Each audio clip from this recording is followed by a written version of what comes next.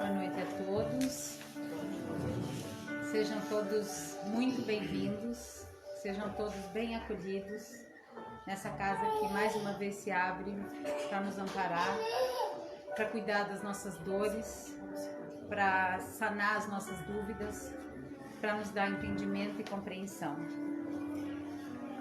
Vamos começar hoje, como sempre, com a leitura do Evangelho, né? Caiu nessa página seguinte aqui, mas eu vou começar aqui na Instrução dos Espíritos, do capítulo 17, Sede Perfeitos, que diz assim: os bons espíritas. O espiritismo bem compreendido e bem sentido leva o homem naturalmente às qualidades mencionadas que caracterizam o verdadeiro espírita, o verdadeiro cristão, pois um e outro são a mesma coisa. O espiritismo não estabelece nenhuma nova ordem moral, mas facilita aos homens a compreensão e a prática da moral do Cristo, dando a fé inabalável e esclarecida àqueles que duvidam ou vacilam. Muitos daqueles que acreditam nos fatos das manifestações espíritas não compreendem nem suas consequências, nem seu alcance moral, ou se compreendem, não aplicam a si mesmos. Por que isso acontece? Será falta de clareza da doutrina? Não. A doutrina espírita não contém nem alegorias, nem figuras que possam dar lugar a falsas interpretações. A clareza é a sua própria essência, e é de onde vem a sua força, pois vai diretamente à inteligência. Ela não tem nada de misteriosa, e seus seguidores não estão de posse de nenhum segredo oculto ao povo. Então, que nós possamos nesse momento respirar profundo, absorver as boas energias dessa casa.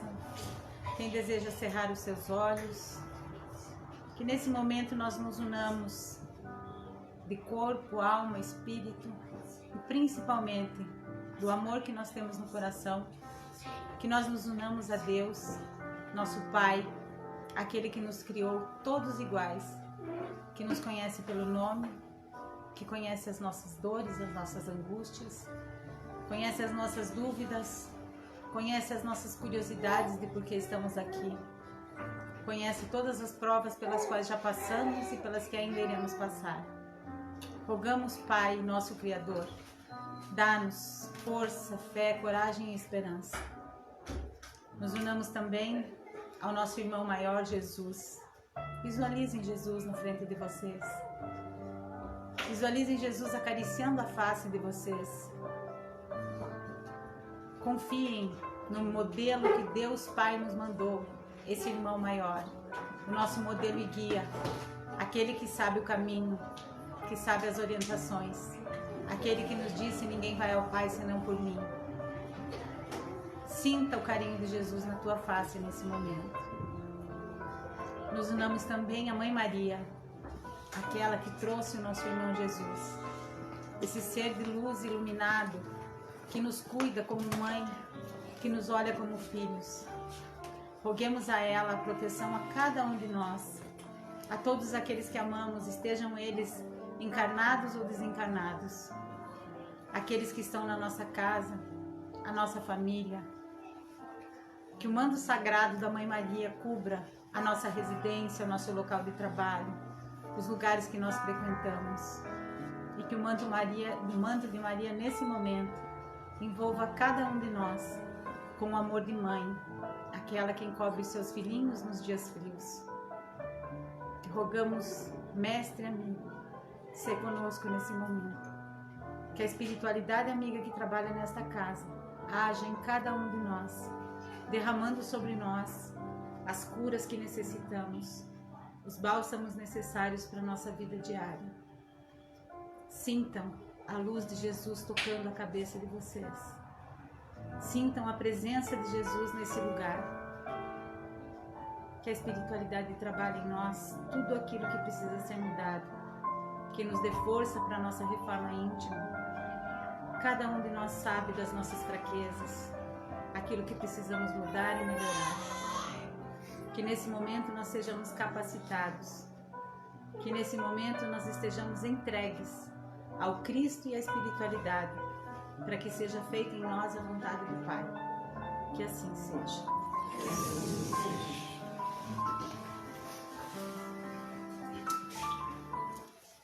Giovana veio trazer, que acho que estava ali na caixinha, 2 perguntas. Onde foi o início de tudo e como sabemos que não terá fim? Isso dá um tema para uma palestra inteira, né? Fica a promessa então, tá? Para quem fez o questionamento. E como será a eternidade no céu? Como é o dia a dia lá?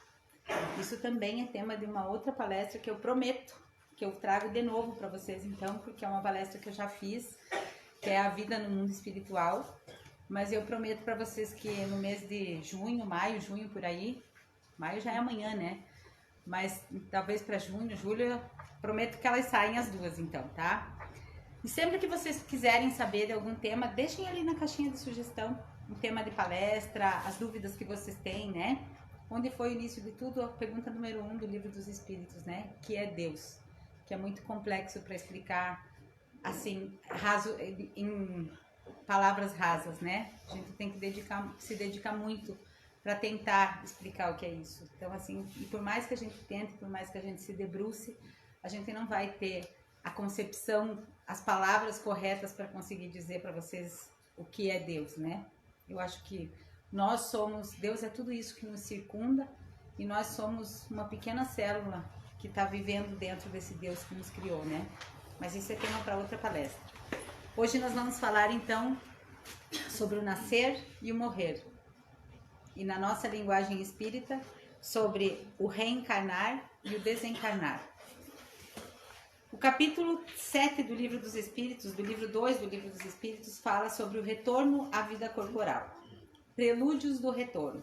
Aí eu quero que vocês escutem com atenção, para vocês verem que o prelúdio, ou seja, o anúncio do retorno para cá, é praticamente o mesmo do anúncio do retorno para lá. Pergunta 330 do Livro dos Espíritos. Prelúdios do retorno. Os espíritos sabem a época em que irão reencarnar?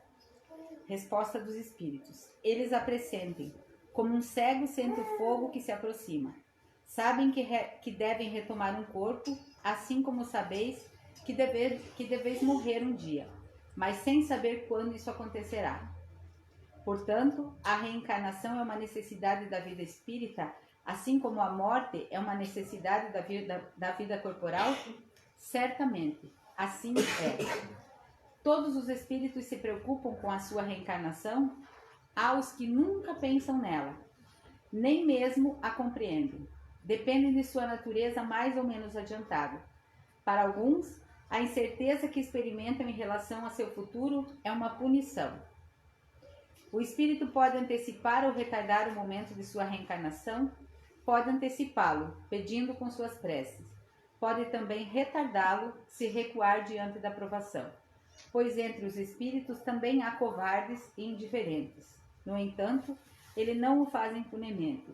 Sofre por isso como aquele que recusa o remédio salutar que pode curá-lo. O que a gente conclui por essa fala?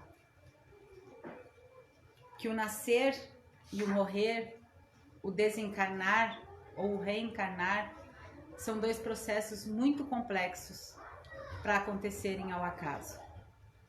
Muitas vezes, quando a gente vê uma grávida, ela diz assim, engravidei por acaso, não queria agora. Não é o acaso.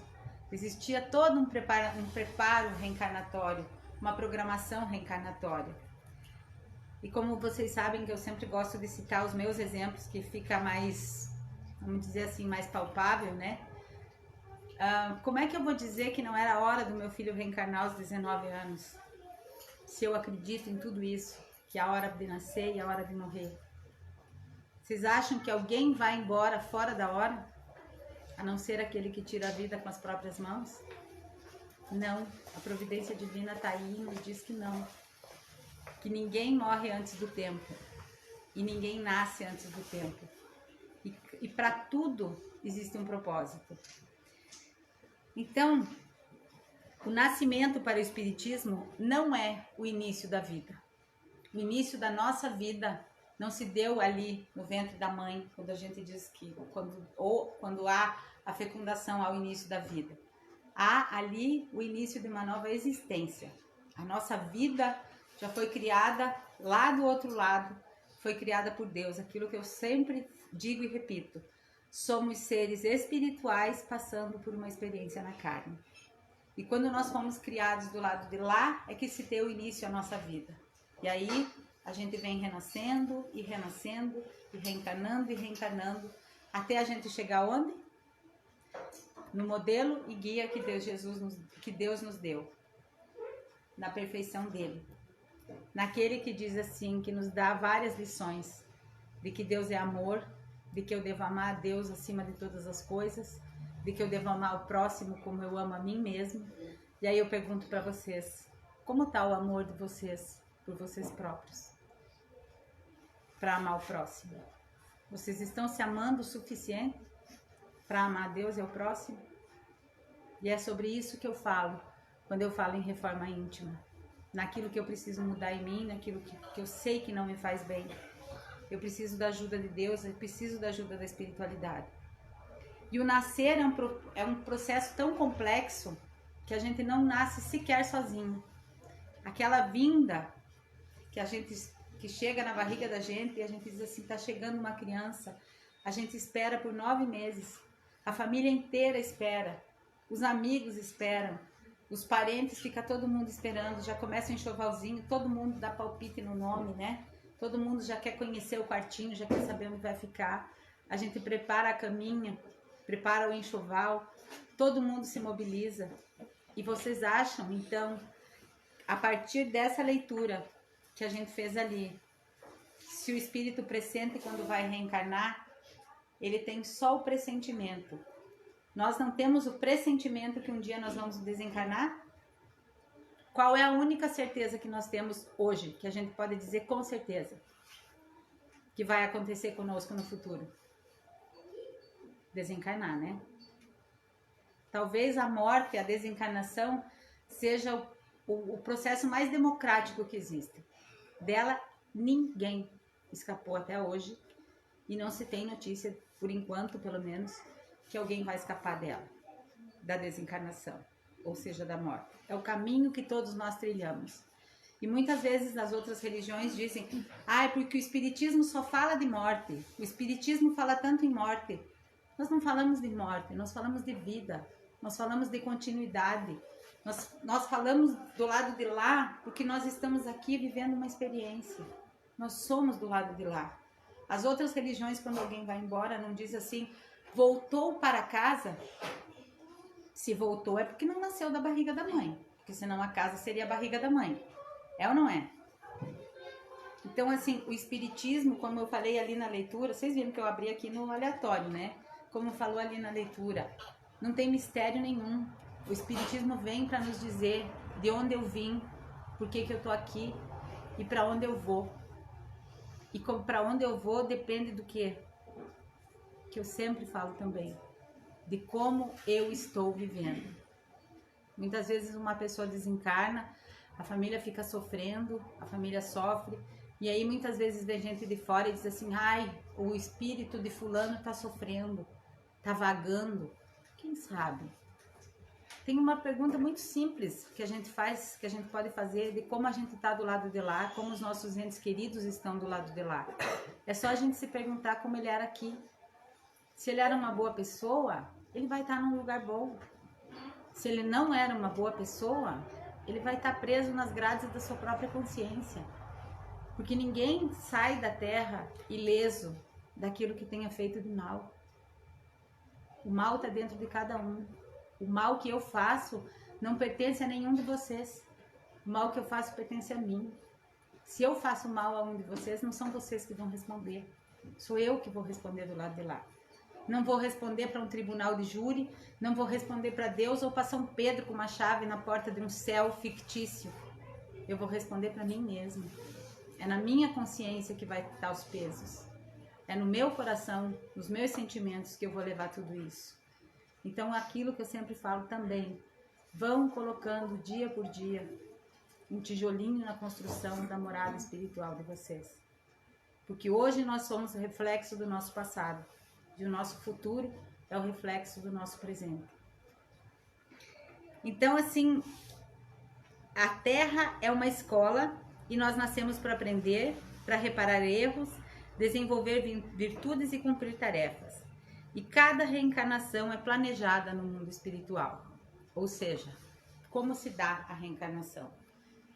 Estamos lá, do lado de lá, espíritos plenos, cheios de tudo aquilo que a gente já viveu, das nossas tantas reencarnações, com todo o conhecimento acumulado, porque quando a gente chega do lado de lá, não vai ser de imediato que eu vou saber tudo que a Rosane foi ao longo de todas as minhas, sabe lá quantas centenas de existências, né? Eu vou chegar lá, talvez eu vá precisar primeiro descobrir quem é a Rosane. Porque talvez a gente chega do lado de lá, dependendo de como a gente parte aqui, às vezes até por uso de muito remédio, por ficar em estado comatoso, né?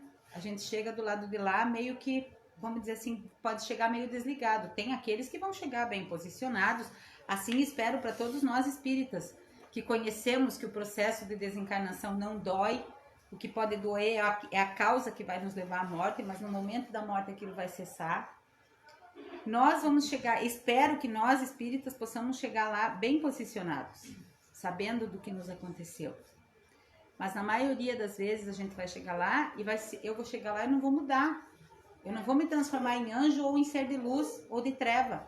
Eu vou chegar lá e eu vou ser a Rosane que eu sou. Se eu sou Rosane Luz aqui, eu vou chegar lá, vou ir para um lugar bom. Mas se eu sou Rosane Treva, eu vou para um lugar difícil. E assim, a gente é tudo mais ou menos mediano. Então nós vamos viver num lugar mediano, talvez como seja a Terra, onde existem diferenças. Então quando a gente chegar do lado de lá, a gente vai aos pouquinhos adquirindo o conhecimento de quem nós fomos. Primeiro eu vou saber quem eu sou realmente. A minha mãe, quando ela deu comunicação, ela diz... Minha mãe desencarnou de câncer, foi bem rápido. Do dia que ela teve o diagnóstico ao dia que ela desencarnou, foram 12 dias. E aí na carta que ela escreve assim, católica, né, fervorosa, ministra da Eucaristia, cuidava das plantas na igreja. E aí, quando ela escreve, ela diz assim: quando me acordei do lado, não acordei num céu com anjos e harpas, não passei pelo purgatório e graças a Deus não caí no inferno. Me acordei num hospital, cercada por familiares, onde pouco a pouco fui me dando conta de que eu era eu. Pouco a pouco foi se dando conta de que ela era ela. E assim, o que nós fomos vai sendo trazido aos poucos para nós. Quando eu chegar lá, acho que a primeira pergunta que eu vou querer saber é: por que eu tive que entregar o meu filho tão cedo? E aí talvez quando eles me mostrarem o motivo, eu já não vou querer saber mais nada para trás.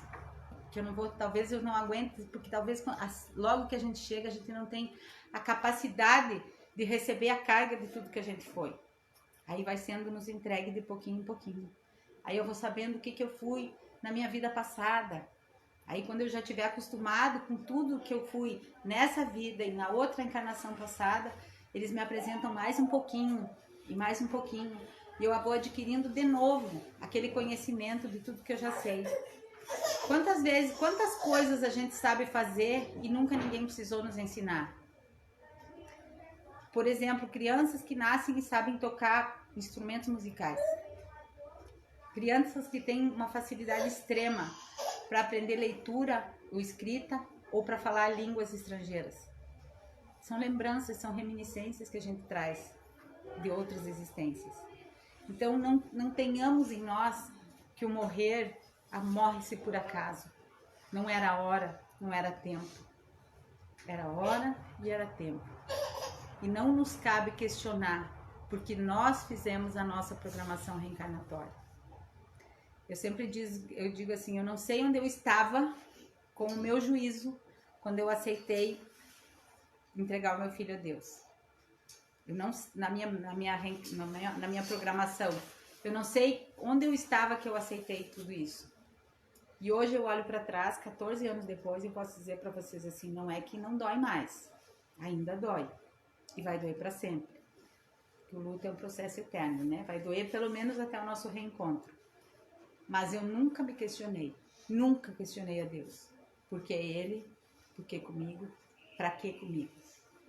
E eu posso dar uma certeza para vocês, que foi na minha maior dor que eu descobri a minha melhor versão. Então nem tudo aquilo que nos faz sofrer aqui na Terra é, de certa forma, por um mal geral, total, que vai abalar nossa existência. Talvez se eu não tivesse perdido o Júnior, e é quase certo que não, perdido entre aspas, né? Eu não estaria aqui hoje, não estaria conhecendo essa doutrina maravilhosa que me faz entender de onde eu vim, por que eu tô aqui, por que eu passo pelo que eu passo, por que tem tanta gente que vive na miséria e tanta gente com tanta fartura. Mas aí, ao mesmo tempo que a gente observa que tanta gente vive na miséria e vive saudável e feliz, e às vezes tem tanta gente que tem fartura de tudo e é cheio de doença, muitas vezes incurável, às vezes é doente da alma, é doente pela sanha de ter, de possuir, enquanto que a gente vive uma vida tão leve quando se tem o necessário. Então, a nossa vida, a nossa vinda e tudo aquilo que a gente passa, nós assinamos do lado de lá. Nós fizemos essa programação. Não foi ninguém que nos impôs viver uma vida difícil ou uma vida de regalos. Foi nós que escolhemos lá. E muitas vezes nós teríamos direito a viver uma vida cheia de regalias aqui na Terra. E nós, espíritos, escolhemos passar por dificuldades para evoluirmos. Porque é aquilo que eu sempre digo também. No amor a gente evolui, mas na dor a gente dá saltos, né? A gente evolui muito mais. As mães que perderam filhos aí podem confirmar, né? Que na dor a gente dá saltos. Então, assim, nada é por acaso. Quando a gente está vivendo belo e faceiro lá no mundo dos espíritos, cheio das regalias, porque a gente, se Deus quiser, nós somos todos bons espíritos, né? Nós vivemos antes num lugar bom e viveremos de novo em um lugar bom. A gente vai para o planejamento reencarnatório e lá a gente escolhe as nossas provas. E muitas vezes uma vida cheia de dinheiro, cheia de fartura, não quer dizer que não seja provação também. Porque muitas vezes tá inclusive no livro dos Espíritos que duas grandes provações pelas quais os homens passam na Terra é a riqueza e a beleza, que abre muitas portas e abre aquela porta larga da perdição também, né? Então a gente vai lá no Ministério da Reencarnação e desenha o nosso planejamento.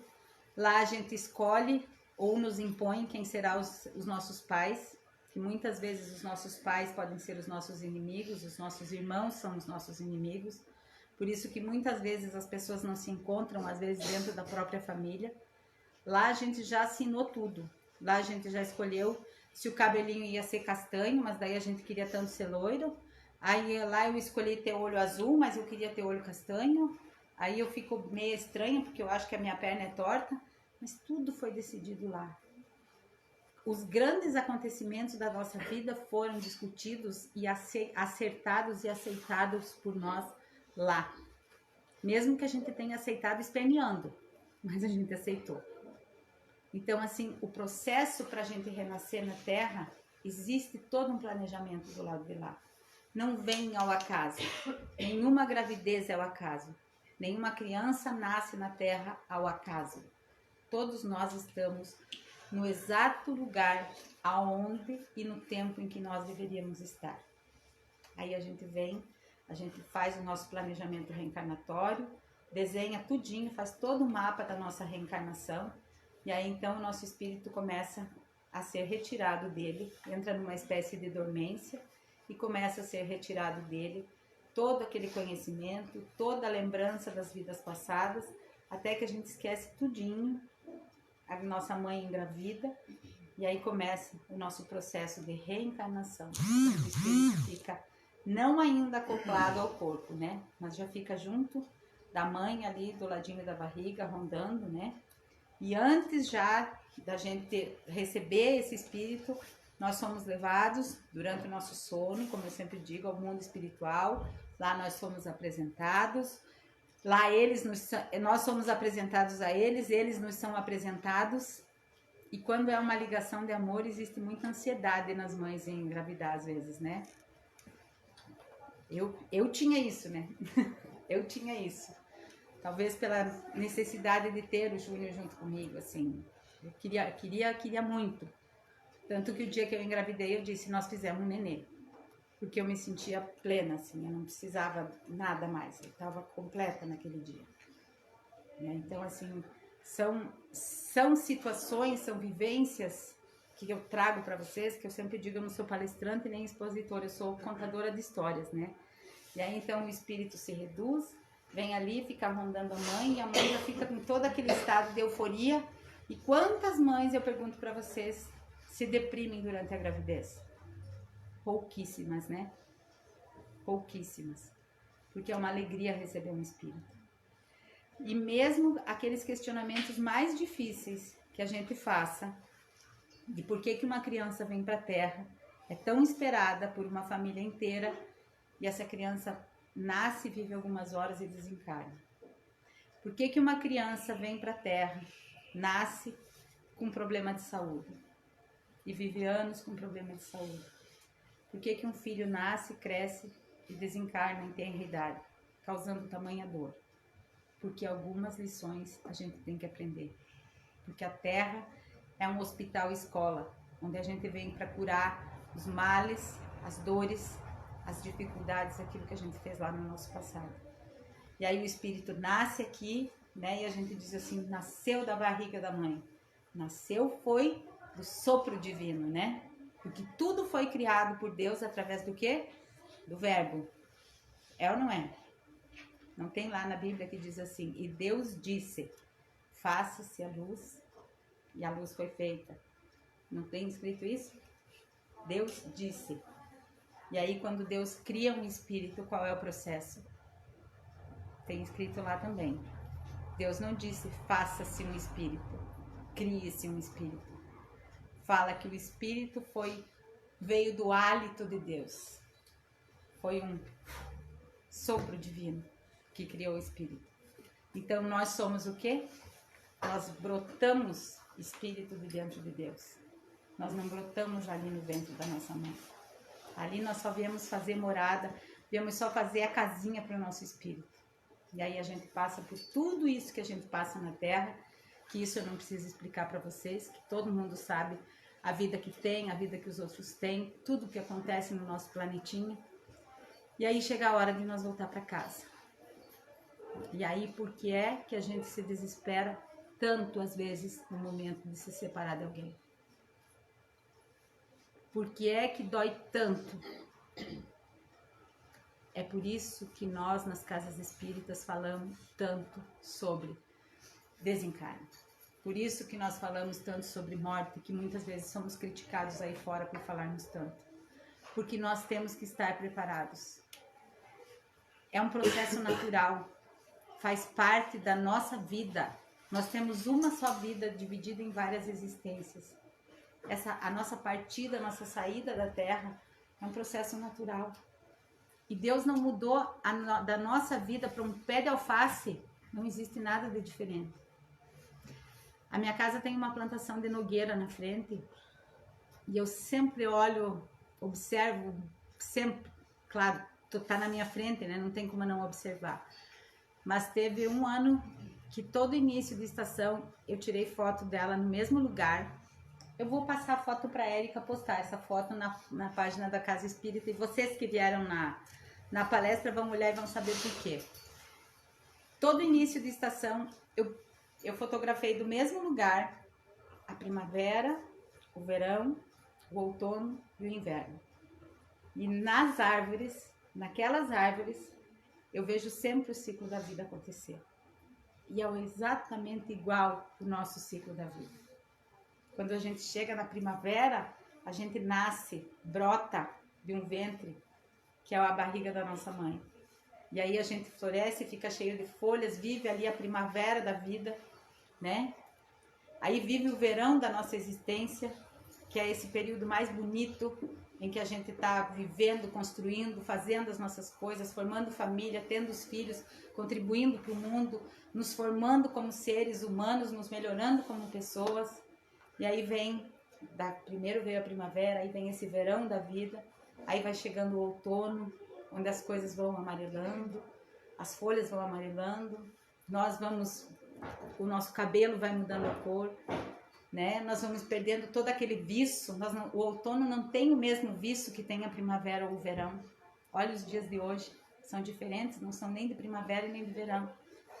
É uma coisa assim, né? Aquele tempo contemplativo que nos faz pensar. A maioria de nós tem gente vivendo a primavera, tem gente vivendo o verão, tem gente vivendo o outono e tem gente que está quase chegando no inverno, que é aquele período em que a gente vai se fechando, em que a gente vai se aquietando. O inverno é ou não é uma estação mais quieta? As árvores vão perdendo as folhas, a nogueira perde todas as folhas, não fica uma. E aí quando é o inverno da vida, a impressão que você tem é que ela morreu. E é exatamente assim a nossa vida. O corpo some todo, fica só aquela carcaça, mas a gente sabe que ali existe uma semente, existe um broto que está latente. Ali vive um espírito de uma árvore, assim como nós vivemos. As folhas vivem dentro da árvore, os frutos que ela vai dar já vivem ali dentro. E nós vivemos no mundo espiritual. Deus não muda nada, nem no reino vegetal. Isso que eu estou falando da nogueira, mas se vocês observar um pé de alface, é exatamente igual.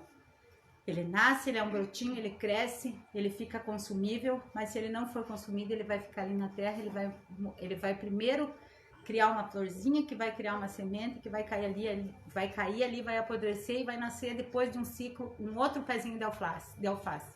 É ou não é? E por que é que nós não acreditamos nisso conosco? Nós somos exatamente a mesma coisa.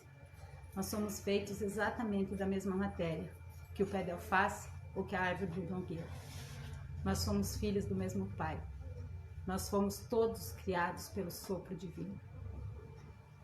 Então, quando chegar a nossa hora de partir, quando chegar a hora de alguém que nós amamos partir, que nós não tenhamos o desespero, que nós não tenhamos o medo, que nós não tenhamos a angústia, porque nós somos seres imortais, vivendo uma vida na carne. A partir do momento em que o espírito é criado, ele nunca mais deixa de existir. Depois a gente vai evoluindo, ou na terra, ou fora dela, em corpos carnais como o nosso, ou talvez em outros tipos de corpos, mas a gente continua o nosso processo evolutivo, até nós nos tornarmos espíritos puros. A nossa destinação é ser anjo. A nossa destinação é ser puro, é ser livre. E aí depois a gente vai acessar os mundos mais felizes, aí é onde vivem espíritos puros como Jesus. Aí que dizem que a coisa começa a ficar boa. Aí é a felicidade real. E se a gente já pode ser agora, apesar das nossas dores, apesar de toda dificuldade, apesar de nós vivermos num mundo de provas e de expiações, se a gente pode ainda ser feliz, lutem pela felicidade de vocês todos os dias. E que a felicidade de cada um de vocês não dependa de nada e nem de ninguém. Porque felicidade é algo que vem de dentro. Felicidade é uma escolha que eu posso fazer todos os dias. Eu digo que eu poderia estar deitada na minha cama chorando até hoje, a partida do meu filho. Que com certeza ia ter almas boas que iam lá me visitar, me levar um chá, pedir como eu estava. Mas eu tive que arregaçar as minhas mangas, porque eu tenho o amor da minha filha, eu tenho a minha família, eu tenho a minha vida, eu tenho o meu planejamento espiritual que eu tenho que cumprir. E se é por essa prova dolorosa que eu e a minha família tínhamos que passar, que a gente consiga passar nessa prova, pelo menos com média certa. Tem uma frase do que o Júnior escreveu numa carta que eu levo para minha vida sempre assim. Que ele diz assim: a vossa felicidade amplia a minha paz. Então é por essas e por muitas outras, e inclusive por vocês que vêm aqui na Casa Espírita, que eu posso dizer com certeza, apesar de ter vivido a maior dor que um ser humano encarnado passa na Terra, eu posso afirmar para vocês que eu sou feliz. Então não pensem que a felicidade não volta depois das noites escuras, porque ela volta. Não pensem que a felicidade não volta depois das dores que a gente passa, porque ela volta. Ainda que a gente tenha lá no fundo do nosso coração a dor, vocês podem ter certeza que o que Deus quer de nós é que nós sejamos bons e felizes. Nós fomos criados para felicidade eterna. E se nós não conseguimos ser completamente felizes, são pelas escolhas erradas que nós fazemos na maioria das vezes. Então levem hoje a mensagem de que a nossa vida não tem fim. Que o nascer e o morrer são dois processos extremamente complexos e que nada acontece por acaso. Nem o fato de nós estarmos hoje aqui nos olhando para os outros. Que nós aprendamos a nos amar como irmãos que verdadeiramente somos. Que nós aprendamos a amar quem está aí fora, sem julgamento. Que nós levemos conosco sempre aquele ensinamento que Jesus disse quando falaram da mulher adúltera, né? Que eles estavam prontos para tirar a pedra. E Jesus disse o quê? Quem não estiver em erro, que atire a primeira pedra. Então, que nós saibamos olhar os nossos irmãos com compaixão e que nós saibamos amar a nós mesmos e amar a Deus acima de tudo, porque Ele nunca nos abandona e nunca nos desampara. Que no momento em que nós saímos da terra, nós possamos sair daqui e ser recebidos do lado de lá com um brinde da vitória, e termos passado, pelo menos, na média das nossas provas. Que Jesus nos abençoe, nos guarde e nos guie. Que nesse momento nós possamos cerrar os nossos olhos e agradecer a Deus pelo dom da vida. Obrigado, Mestre Jesus, por ser o nosso modelo e guia. Obrigado, Deus Pai, por mais essa oportunidade de estar na Terra, evoluindo, compreendendo e entendendo que eu sou um filho Teu, abençoado, que as minhas dores foram escolhidas e aceitas por mim. E por isso, Mestre, me ajuda e me dá ombros fortes e me capacita para que eu saiba carregar cada uma delas e passar por elas e voltar a ser feliz. Nesse momento, Pai amado, no mais profundo silêncio da nossa alma, que cada um eleve o seu pedido. Nesse momento em que as portas do céu se abrem, peça a Deus aquilo que você precisa.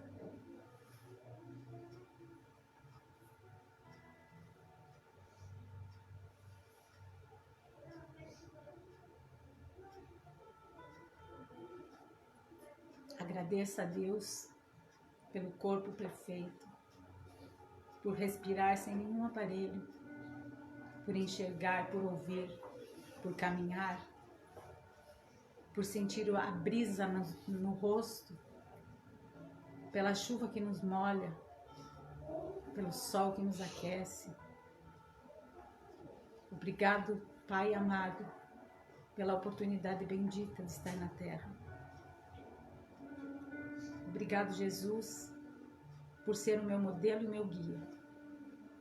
Me ajuda, Jesus, me pega pela mão e me leva pelos caminhos pelos quais eu devo seguir.